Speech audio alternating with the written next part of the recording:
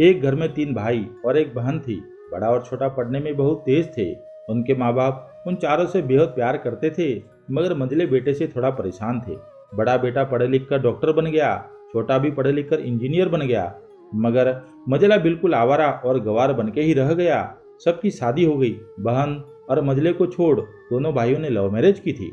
बहन की शादी भी अच्छे घराने में हुई थी। आखिर भाई सब डॉक्टर इंजीनियर जो थे।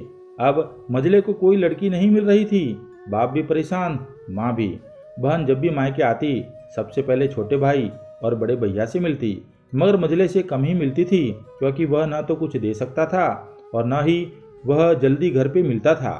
वैसे वह दिहाड़ी मजदूरी करता था, पढ़ नहीं सका तो नौकरी कौन देता। मंझले की शादी किए बिना बाप गुजर गए। माँ ने सोचा कहीं अब बंटवारे की बात न निकले, इसलिए अपने ही गांव से एक सीधी सादी लड़की से मंझले की शादी करवा दी। शादी होते ही न जाने क्या हुआ कि मंझला बड़े लगन से काम करने लगा। दोस्त ने कहा, ए चंदू, आज अड्डे पे आना। चंदू ने कहा, आज नहीं फिर कभी। दोस्त बोले, अरे तू शादी के बाद तो जैसे बीवी का गुलाम ही हो गया। चंदू ने कहा, अरे ऐसी बात नहीं, कल मैं अकेला एक पेट था तो अपने हिस्से की रोटी कमा लेता था, अब 2 पेट है, आज कल और होगा। घर वाले नालायक कहते हैं मेरे लिए चलता है, मगर मेरी पत्नी मुझे कभी नालायक कहे तो मेरी मर्दानगी पर एक भद्दी गाली है, क्योंकि एक पत्नी के लिए उसका पति, उसका घमंड, इज्जत और उम्मीद होता है। उसके घर वालों ने भी तो मुझ पर भरोसा करके ही तो अपनी बेटी दी होगी, फिर उनका भरोसा कैसे तोड़ सकता हूँ।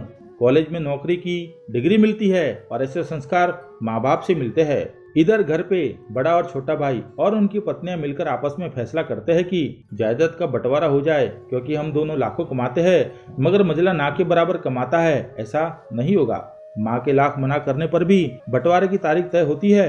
बहन भी आ जाती है, मगर चंदू है कि काम पे निकलने बाहर जाता है। उसके दोनों भाई उसको पकड़कर भीतर लाकर बोलते हैं कि आज तो रुक जा, बंटवारा कर ही लेते हैं। वकील कहता है ऐसा नहीं होता, साइन करना पड़ता है। चंदू ने कहा, तुम लोग बंटवारा करो, मेरे हिस्से में जो देना है दे देना, मैं शाम को आकर अपना बड़ा सा अंगूठा चिपका दूंगा पेपर पर।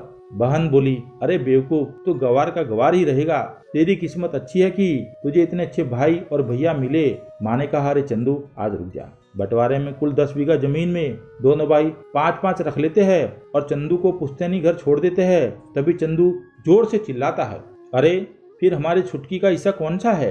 दोनों भाई हंसकर बोलते हैं, अरे मूर्ख, बंटवारा भाइयों में होता है और बहनों के हिस्सों में सिर्फ उनका मायका ही है। चंदू ने कहा, ओह, शायद पढ़ा लिखा न होना भी मूर्खता ही है। ठीक है, आप दोनों ऐसा करो, मेरे हिस्से की वसीयत मेरी बहन छुटकी के नाम कर दो। दोनों भाई चकित होकर बोलते हैं, और तू? चंदू माँ की ओर देख के मुस्कुरा के बोलता है, मेरे हिस्से में माँ है ना।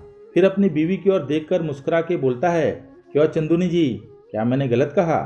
चंदूनी अपनी सास से लिपट कर कहती है, इससे बड़ी वसीयत क्या होगी मेरे लिए कि मुझे माँ जैसी सास मिली है और बाप जैसा ख्याल रखने वाला पति। बस यही शब्द थे जो बंटवारे को सन्नाटे में बदल देते हैं। बहन दौड़कर अपने गौरव भैया के पैर लगते हुए रोते हुए कहती है कि माफ़ कर देना भैया मुझे, क्योंकि मैं समझ ना सकी आपको। चंदू कहता है, इस घर में तेरा भी उतना ही अधिकार है जितना हम सबका। बहुओं को जलाने की हिम्मत किसी में नहीं, मगर फिर भी जलाई जाती है, क्योंकि शादी के बाद हर भाई हर बाप उसे पराया समझने लगते हैं। मगर मेरे लिए तुम सब बहुत अजीज हो, चाहे पास रहो या दूर। माँ का चुनाव इसलिए किया ताकि तुम सब हमेशा मुझे याद आओ, क्योंकि ये वही कोख है जहाँ हमने साथ साथ 9-9 महीने गुजारे। माँ के साथ तुम्हारी यादों को भी मैं रख रहा हूँ। दोनों भाई दौड़कर मंझले से गले मिलकर रोते रोते कहते हैं, आज तो तू सचमुच का बाबा लग रहा है। सबकी पलकों पे पानी ही पानी। सब एक साथ फिर से रहने लगते हैं। दोस्तों, कहानी कैसी लगी कमेंट करके जरूर बताना।